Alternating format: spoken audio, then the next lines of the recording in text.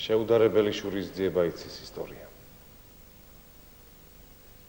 საუკეთესო ისტორიკოსები იმ აზრზე დგანან, რომ ქრისტიანობა პატარა, ადგილობრივ სარწმუნოებად დარჩებოდა, თუ რომ იესო ებრაელებს ჯვარს არ ეწვავდა.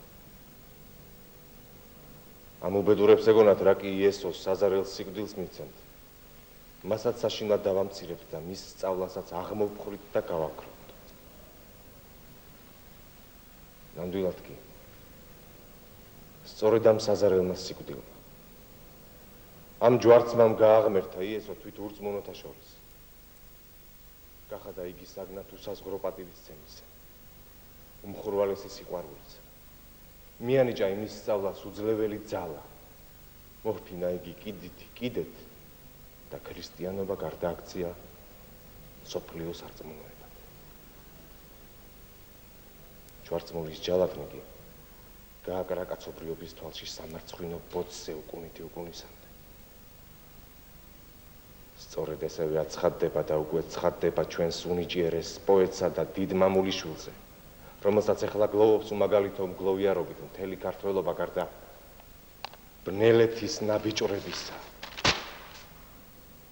უსულგულო და უტვინო ორფეხა მხეცები ვერაგულად კლავდნენ საშინელის სიკვდილით საუკეთესო შვილს საქართველოსას, რასაკვირველია იმ განზრახვით და იმედით, რომ დაემწირებინათ მისი დიდებული სახელი, მისი დიდი გავლენა ქართველობას.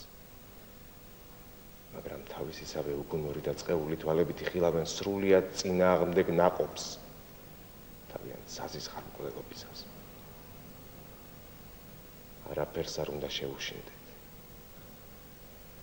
არაფერი არ უნდა დავმალოთ, რადგან დამალვით სენიგი არ რჩება. ძლიერდება, ხრწნის საზოგადოებრივს ორგანიზმს და სიკვდილს უმზადებს ერს.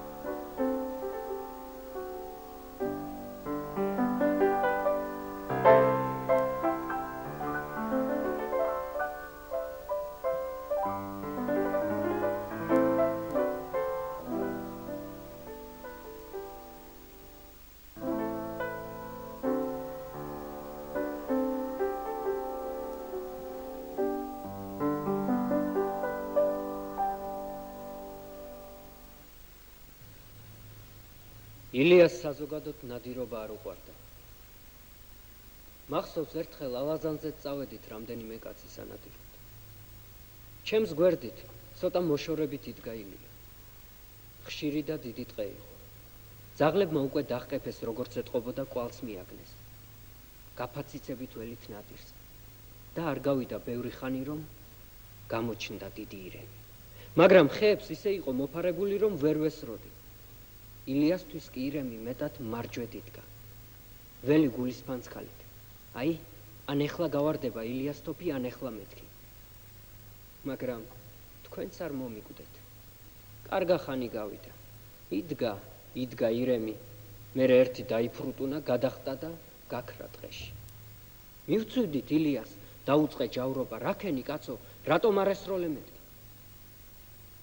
ისეთი ლამაზი, ისეთი მოხდენილი რამ იყო, მაგას როგორ ვესროდი, როგორ გავიმეტებდი.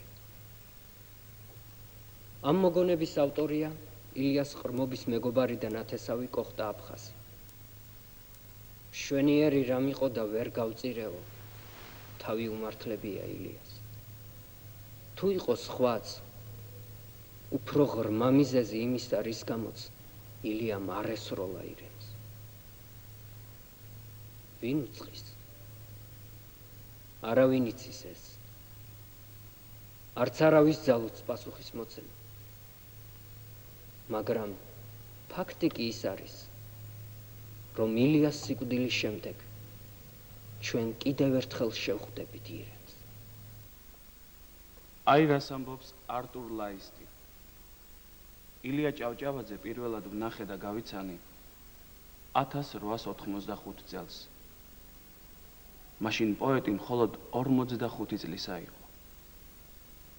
კვლავ ძლიერი ჰქონდა გონება, ნიჭი, ლიტერატურისა და პოეზიის სიყვარული, შვენიერების შეცნობისა და მისი თახტაცების უნარი.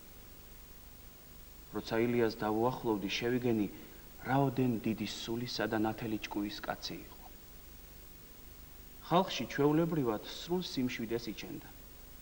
არასოდეს ცდილობდა უცნობ საზოგადოებაში ვინმე თავისი ცოდნითა და გონებით მოეხიბლა. ერთი სიტყვით არ სურდა თავი ვინმესთვის მთლიანად გაეცნო. სულ მოკლე ხანში ჩემთვის ნათელი გახდა მისი მდიდარი ბუნება. ჩვენი ერთგული, შეუბღალავი მეგობრობა ილიას სიცოცხლის უკანასკნელ დღემდე გვაერთიანებდა. ვიშ გაზაფხული მოდის მორთული, მოდის და მოაქვს ცით სიხარული. ამწვან და მთები ტყე და მინდვრები, 1000 ფრათ ყვავის ბაღი და ზვრები. განახლებული, გაცოცხლებული, მხინობს და სტკბება ყველა სულდგმული.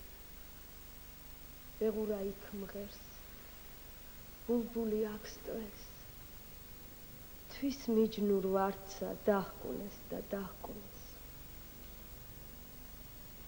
აგერ პეპელა ფრთა აკრეფილი, ყვავილს წოთს ნელა და თრთის ყვავილი. იქავ კურკურით, ჩუმის ჩურჩულით, წყარო ჩამორბის ლხენით ჩუხჩუხით. რარიგად გიჟობს ბრწყინვალე წყარო, მიცურს და ხარობს ყინვით არ ვარო. ზამთრითა შეკრუს წყალს და მონებულს ყინვა ადნება, მონებაც წყდება. მიდის, აძლევს ბალს ქვეყნის გალობას და მით მადლს უხდის თავისუფლებას. ყველა ყვავდება, ყველა ახლდება. რა ხედავ ტკბილ დღეს გამოცოცხლდება.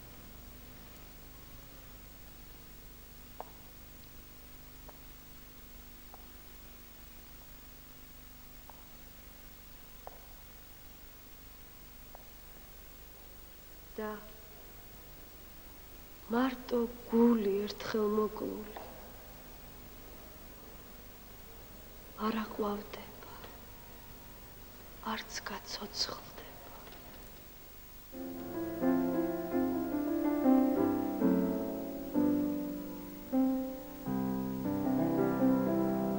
როცა თუ ხილი დანაჯავს უთვალო,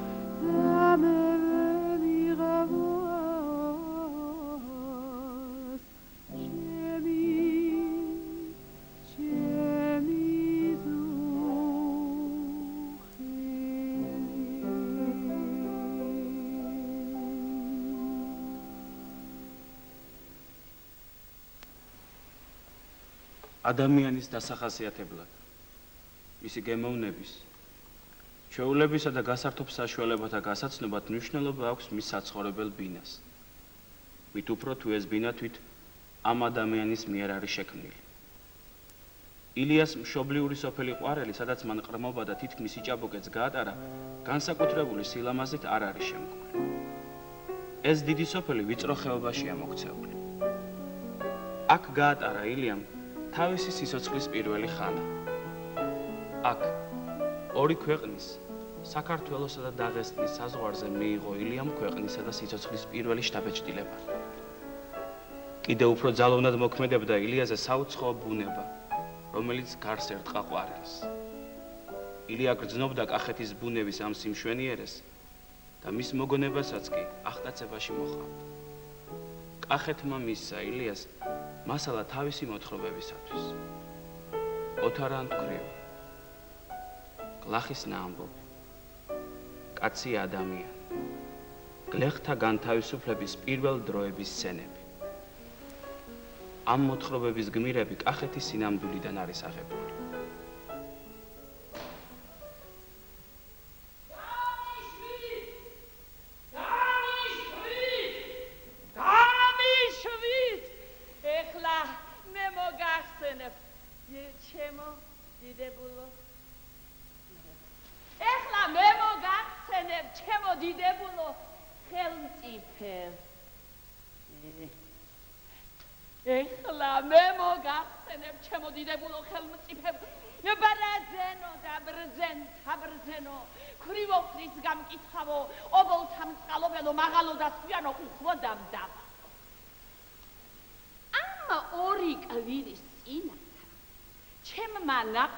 თავისი გომბიო გოგო გაათხოვა. ეს ვიღაც ოხერს მისწერთ თავისთან ამ უტრუქს.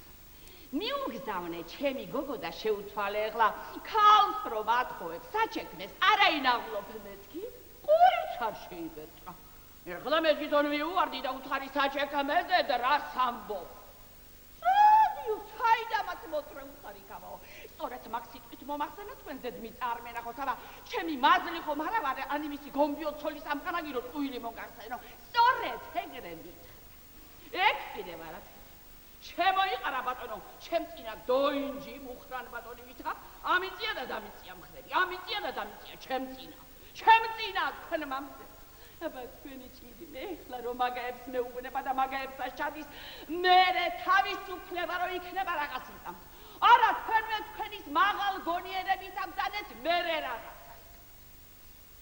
ეხლა მე რომ თქვენი ვიყო, აბა ჩემგანაც გვარად გესწავლებათ, მაგრამ მე რომ თქვენი ვიყო, იმას ერთი ლამაზად მივჯოხავდი რუსული სკეპლით. იმ საჩექმეს ერთი ორად წავარჩმევდი და მამიგდებდი მე. საწოდავ ხრივ მოლოხებს.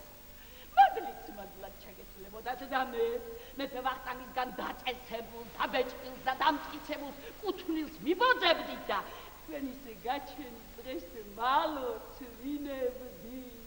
იმას ვიდე ერთი ლამაზად მივჯოხავდი რუსული სკეპლით, რომ მეორეც აღარ გაებედა. აგერა თვითონაც. რის ტყის მოეთვრიე შე ძაღლის ნათრეო შენა. აიდგით განა ენა დამაცალე თუ შენი ცოლის გველის წიწილა ძაღლებს არ ვათრევინო. გოჯოვრებას ჩამოდიდებულო ხელმწიფე მე თქვენთვინა ცუდი სიტყვა არ მომიხსენებია, მე მაგ პიროთხს ვეუბნები. ეგენი ჩემოდიდებულო ხელმწიფე ღორის სტილივით არიან ფეხზეთ რომ დაიცოთ, თამდე დაგაცოცდებიან თქვენა მაგათ კარგად ვერ იცნობს. აი იმ დღესთან დიდი წვიმები რომ გახლდათ, მიწურმა ბანმა ვეღარ დაიწყეს. გამოვედი გარე, ეს წინა გამარწამცა, ეს გველხო კერა იქვე ახლო დგას. და ისე დედაშვილურად უთხარი, შვილო გიორგი მეთქი, გიწყარეს წმინდა გიორგი, შვილო გიორგი მეთქი, ჩემო კარგო და პატიოსანო მეთქი. ერთი მოდი შენი ლამაზ თათებითა, ნიჩავი, აიღე და ბანი დამიწკეპნე მეთქი, აგრემს ღმერთი ჩემდროულად მოხრის მეთქი. მერე რა არის მეთქი, ისე ბევრი ლამაზი სიტყვები უთხარი დაყავებით და ლოლიაობით, მაგრამ არა, მგელსა სახარება გინდა წაუგიცე გინდა არა მომოყო ბატონო პირი აია მოიხსოს მაგთა შავი წიფი მომოყო ბატონო პირი ისე გამხადა რაღაცები აღარ მაკადრა ბაი გამოსაცმელი მაგრამ რა სახარებაში წერია მოთმინებითა შენ დამოიპოვესული შენ მეც მოვიწმინე ავიკარ პირი აბა ხომ მოგეხსენებათ დარბაისელი დედაკაცის ამბავი ჩემ თავს რა დავაკადრებდი რომ აქ პირუსა სიტყვით შევმო კარგი შვილო ღმერთმა მშვიდობა მოგცეს მე თქვი დედაშვილურად ეხლა მე ვიცი თქვენ მაგ უბედური შვილსა დააჭირეთ და ციხეშიათ ჩასვით მაგრამ მაგათ გეხვეწებით ბევრ ნუათენინე დაზიზა დამყავგაზდილი შვილივითა ნაგაშურჩი ურმოც სამოციოდე რუსის კეპლა ჭირა დაცალხინა და თავსაკრელად ყოფა ეს კი არ რომ რუსს უნდა დააკრეილოთ თორემ ქართველი ხომ მოგეხსენებათ მაგის დადებში ქალაქი უნდა ერდა როგორ ზაკონი და კანონი მეგეცეს მაგის თვინ ვამბობ თორე ცემად ჩექნება ეგ ისევ ვირად და მაშეგრეთ თემ თავერაც 40 60 80 იყოს მეტი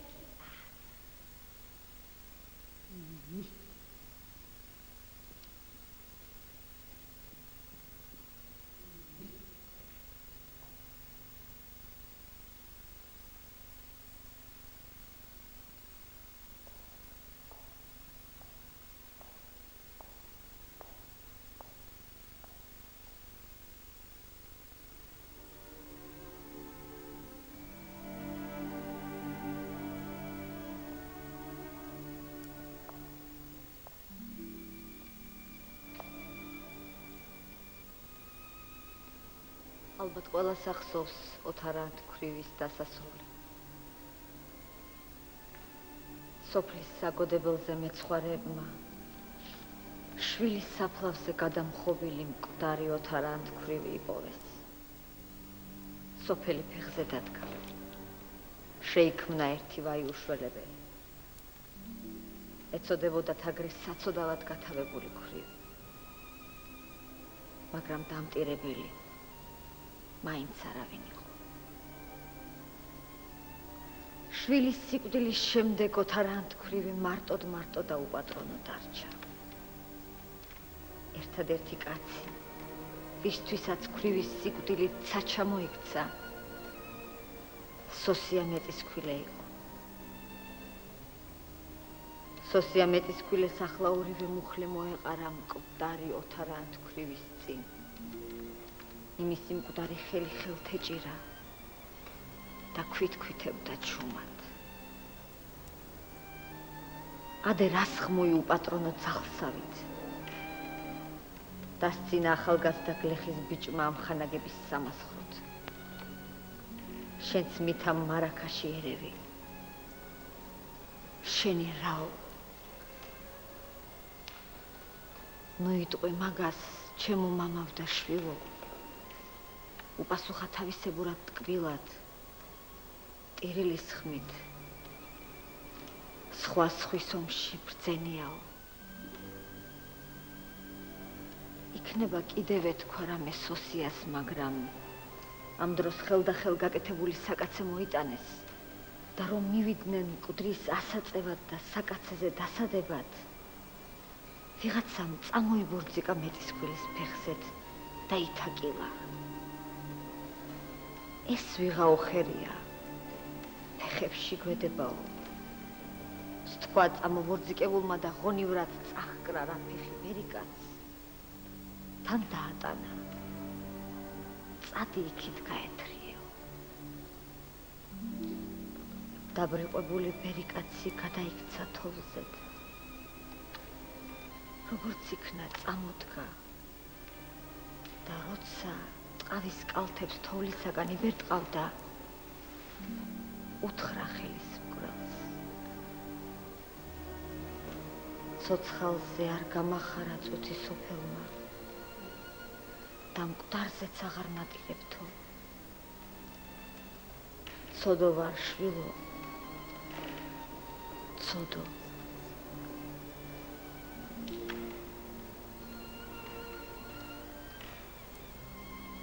მართლაც რომ ცოდოა. მაგრამ სხვა ვინ არ არის ცოდო?